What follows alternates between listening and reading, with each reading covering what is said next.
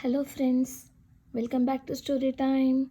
Today the story is about Hooray for Lolo by Ricky Dahl. Hooray for Lolo. Lolo's worst best friend. That Lulu Lamini is such a show off, said Lolo. She always has to be better than everyone else. What do you mean? Asked Mama. I thought Lulu was your best friend. No, when she's showing off, said Lolo. Then she is my worst best friend. What's she going to got to show off about? Asked Gogo. Like today in class, said Lolo, she told everyone that she was getting a fancy phone for her birthday. Her parents must be very rich to afford such an expensive birthday present, said Mama. She says her mother is a fashion model, her father owns a candy factory, and they all live in a mansion with a swimming pool, said Lolo. It's not fair. Being rich can't buy happiness, said Gogo. Well, Lulu is very rich and is always happy, said Lolo. The next day was Wear Your Own Clothes Day. Mama made sure that Lolo's favorite t-shirt was washed and ironed. It went nicely with her polka dot skirt and stripy tights. You look like a cool cat, said Gogo. Lolo smiled. She felt cool, and her favorite blue sneakers made her feel like a bouncing to school. But when Lolo skipped into the playground, all the bounce went out of her step. Lulu was surrounded by a group of girls and she was showing off. My father bought my I Love New York t-shirt in New York, said Lulu. That's in Johannesburg, said Dana Rose. No, it's not stupid, snapped Lulu. It's in America. That's another thing Lolo didn't like about Lulu. If you don't know something, she always called you stupid. Later, during break, Lulu started handing out party invitations to all the girls. It's going to be a girls' sleepover party, she said. There will be a party bag for everyone and extra large pizzas and the biggest heart-shaped cake you have ever seen. All the year, 3 girls got an invitation, all except Lulu. It made her want to cry. She pinched her eyes so that the tears would stay inside her. But when she got home, she burst into tears. Gogo tried to make her feel better by saying, Who wants to go to little Miss Show-Off's birthday anyway? But that made not being invited even worse. It was horrid being left out when the rest of the girls in her class had been invited. Maybe you can have your own sleepover and invite friends who are nice to you, said Gogo. Maybe if you are nice to Lulu, she will invite you to her party, said Mama. Lolo thought about it, and the more she thought about it, the more she decided she would just be herself and see what might happen. So the next day, when she arrived at school, Lolo was Lolo, and this is what happened. As she walked into the classroom, someone tapped her on her shoulder, and when she turned around, Lulu handed her an invitation. I ran out of them yesterday, she explained, so I made you a special one with my special glitter pens from Hong Kong. And what a special card it was! Something to really show off. The party was special too, but Lulu did not live in a mansion with a swimming pool. She lived in a very nice house with a porta pool. And the party bags turned out to be a surprise packets made by Lulu's dad, who worked in a supermarket. And Lulu mom was not a fashion model. She was a hairdresser and she kept telling Lulu not to show off in front of her friends. They did have pizzas, small ones. There was a birthday cake in the shape of a heart, but it wasn't that big. Lulu did not get a fancy phone for her birthday. Still, Lulu looked happy, and Lolo was very happy that her worst best friend was happy and had stopped showing off at last. The next chapter, Lolo's first library book. Lolo walked into the library with Gogo. She liked the smell of the new building. She liked the shelves of books and shiny tables. Today, she hoped to find something special to read, a storybook with pictures. She held Gogo's warm hand as they walked into the room where all the children's books were kept. A lady at a desk looked up and smiled. She wore a little badge. On it was written, "Librarian." "Lolo would like to borrow a book from the library," said Gogo. "Lovely," said the librarian and handed Gogo a form to fill out. Lolo walked around the room slowly. Some books were on shelves too high for her to reach. Some books she could reach, but they had too many words and no pictures. Gogo sat down on a little yellow chair at a little green table and started to fill in the form. "I like it here," whispered Lolo. Gogo looked up and smiled. "Why don't you find a nice book to take home?" asked Gogo. "Let me show you where the picture books are kept, Lolo," said the nice librarian, whose name was Nadia. Lolo followed Nadia to shelves that were just the right height for her. "Take your time," said Nadia. "I'm sure you will find just the right book for you." By the time Gogo handed in the form, Lolo had found just the right book, a book about a terrible monster with horns and tusks.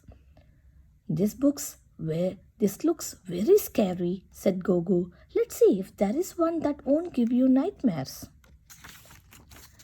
"This looks like a lovely book," said Gogo, showing Lolo a book that had a fairy in a pink ballad dress. But Lolo knew what she liked and she knew what she wanted, so she held on to her book tightly. "Ah, everyone likes this book," said Nadia. Lolo looked carefully as her book was stamped with the date and that she would have to return it. "There you go," said Nadia, handing Lolo her first library book and her first library card. Lolo was so happy. "Carry it nicely," said Gogo, and they left. That book, what a story, what pictures. Even Gogo said it was the best children's story she had ever read.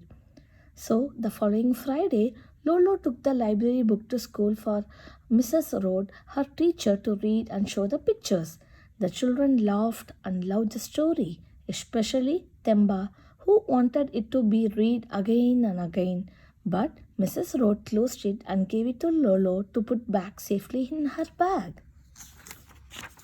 That evening at bedtime, Gogo said, "Lolo, tomorrow we must take your book back to the library. So tonight we must read that funny story one last time." Lolo opened her bag, but the library book was not there. "Oh, Lolo," said Gogo, "you must have left it at school." "No," said Lolo. "I put it in my bag when Mrs. Rhodes gave it back to me." She wanted to cry. What would the librarian say? "Who would take it from your bag?" asked Gogo. Lolo thought and thought. "Themba, Nombella," cried Lolo. "He loved the story so much, he wanted it to be read again and again." "Does Themba steal?" asked Gogo. "Themba sometimes takes things without asking, but he always brings them back."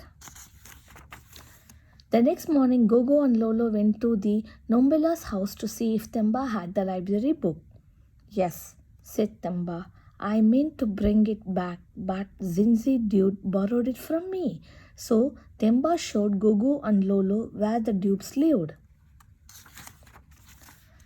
"Tata, has it?"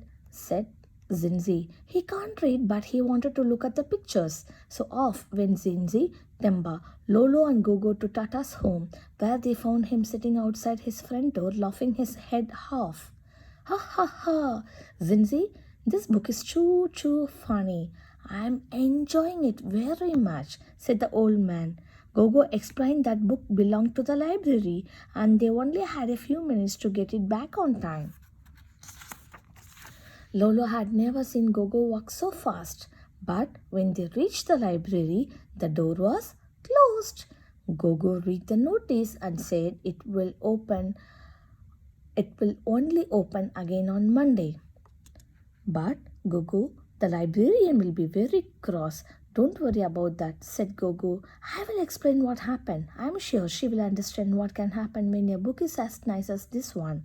Everyone wants to read it, and until Monday, we can enjoy it a bit more.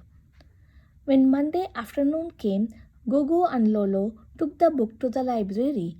Nadia noticed that it was late, but when Gogo explained why, Nadia smiled and said, "That's a wonderful story, Lolo.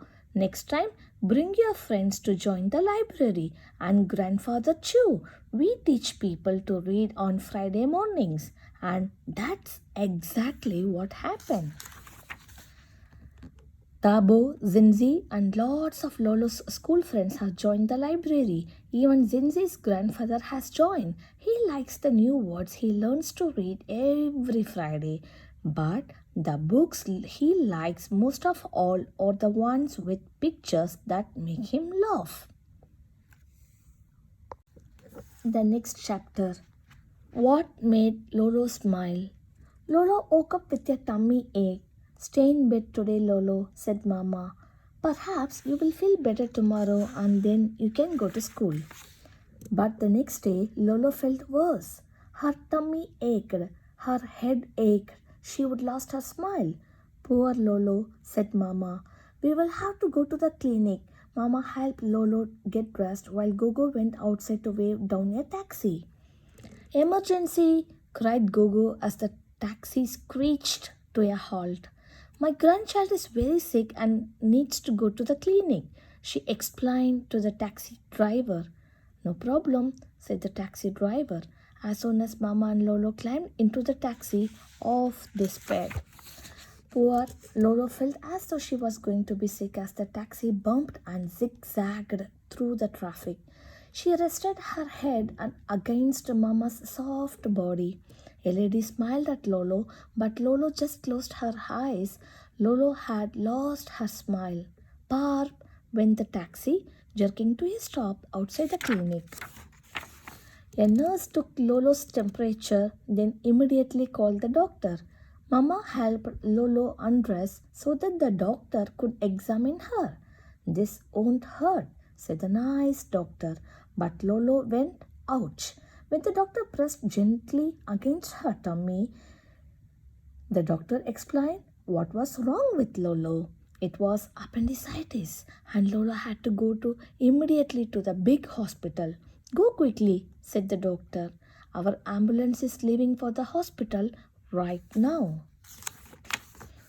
The ambulance drove even faster than the taxi. Wee-oo, wee-oo, wee-oo. Oh dear! Just before they arrived, Lolo was sick into a bag. Afterwards, she felt a little better, but still no smiles. As soon as they reached the hospital, Mama lifted Lolo in her arms and ran through the entrance straight into the waiting room. Mama and Lolo waited and waited until their names were called. Mrs. Twala and Lolo, they followed the young doctor down one passage into an elevator and out again. Then down another passage with Lolo's sneakers going squeak squeak on a shiny floor. At last they stopped at a door with a sign that read MRI. This won't take long, said the doctor, and then we will know what will make Lolo feel better. The doctor helped Lolo lie on a bed that went slowly through a tunnel. It made a sound like Mama's washing machine, and there on a screen they saw a strange picture. It was what Lolo looked like inside. This is Lolo's appendix, said the doctor, pointing to a small white blob. See, it's swollen. That's why Lolo feels so sick. What are you going to do? Asked Mama. We will remove it tomorrow, said the doctor. Don't worry, Lolo. You will be asleep for a while, and when you wake up, it will be all over.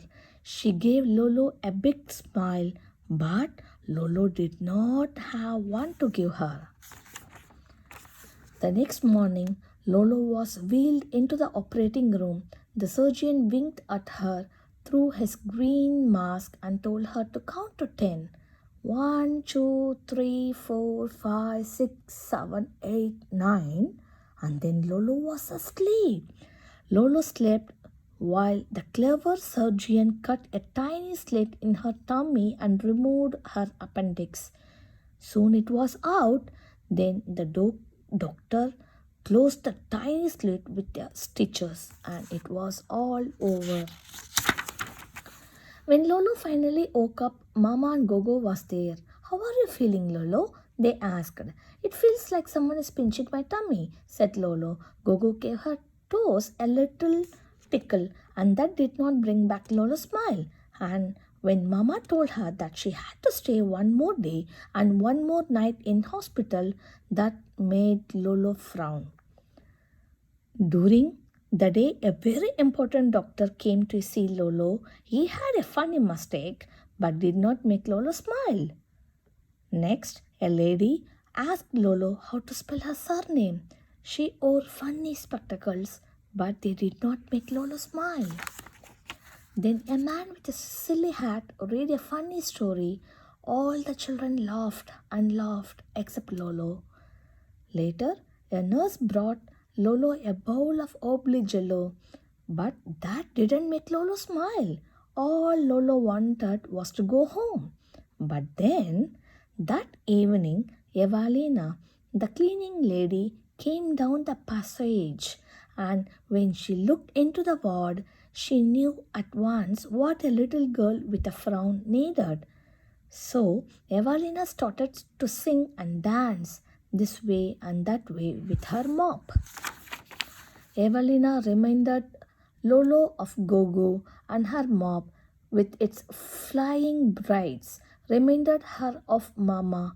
Ebo, her Mama, and Gogo were coming to take her home tomorrow. And that's what made Lolo smile. The next chapter, Lolo the babysitter. It was a Saturday morning when baby Bongi arrived. Auntie Albertina has to be at the morning market to sell her necklaces. So I have offered to babysit. Mama explained to Lolo.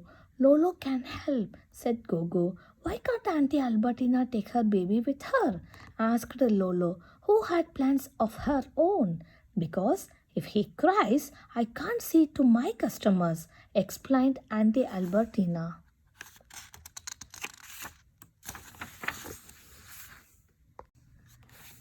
It will be fun to have a baby in the house, said Mama. But babies cry all the time, said Lolo. Oh, I remember when you were a baby, said Gogo. It was wah wah wah all the time. And the minute Auntie Albertina left, that's exactly what baby Bongi did. Wah wah wah. Lolo, please rock the baby buggy. Babies like being rocked, said Gogo. So Lolo rocked the baby buggy. Not so hard, said Gogo gently. Lolo did it gently, and baby Bongi stopped crying. There, whispered Gogo. He's falling asleep. Breakfast is ready, called Mama. On tippy toes, Lolo and Gogo followed the yummy smell of eggs and bacon into the kitchen.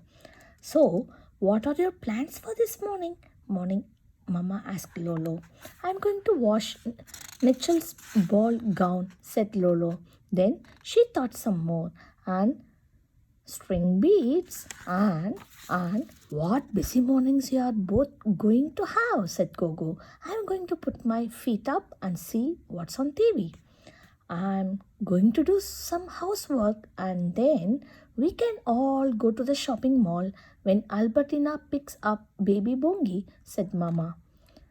But just then they stopped doing what they were all doing because wah wah wah went baby Bongi. He needs his diaper changed, said Mama, coming back with baby Bongi. Pooh, said Lolo. Come on, help me, Lolo, said Mama. No way, said Lolo, holding her nose. Go on, said Gogo. One day you will have your own baby and then you will know how to change a diaper. Lolo followed Mama and the smell baby into the lounge. Mama laid baby Bongi down on a towel. Then she removed his smelly diaper and dropped it into a plastic carrier bag. She sent Lolo off to fill a bowl with warm water to wipe baby Bongi's bottom clean. Powder, please, said Mama, and Lolo handed her the baby powder. Clean diaper, please, said Mama, and Lolo handed her a clean diaper. There, said Mama, powder bottom. Now he's happy. Mama picked up baby Bongi and looked at Lolo. Would you like to hold him? Asked Mama. No way, said Lolo. I have got lots to do. First, Lolo did her washing, then she hung Nichel's ball gown on the line. Next, she opened her box of beads, but before she could string one, wah wah wah, again the baby started crying. Mama said, Lolo, will you please help me? Baby Bungi needs a song. So Gogo switched off the TV and Mama showed Lolo how to hold baby Bungi safely on her lap. Let's sing Lala Baba to him, said Gogo. Lala Baba Lala, go to sleep, baby boy. After a while, Mama took sleepy baby Bongi from Lolo and settled him back in his buggy. Gogo went on watching TV and Lolo went to check if Nichel's dress was drying on the line. It was dry, so she dressed Nichel. Again the baby started crying. This time baby Bongi was hungry. So Mama fed him and sat him on the floor with some puffy pillows. Lolo asked Mama, will you please play with baby Bongi? I have so many things still to do. Well, Lolo also had lots of things to do, but she also liked to help Mama.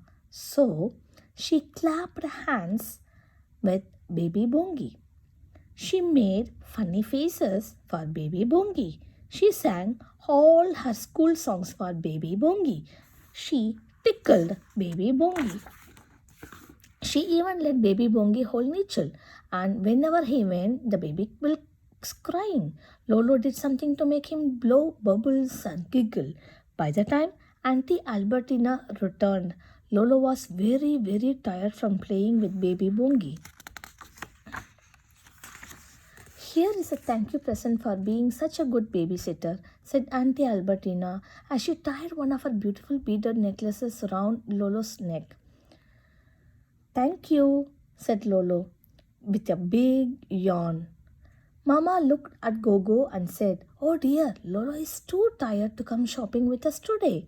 Yebo, Lolo's eyes had started to close. Gogo giggled. Ish, it looks as though the babysitter needs a babysitter, she joked. So Gogo stayed at home while Lolo slept and slept and slept. The end. Thank you for watching. Bye.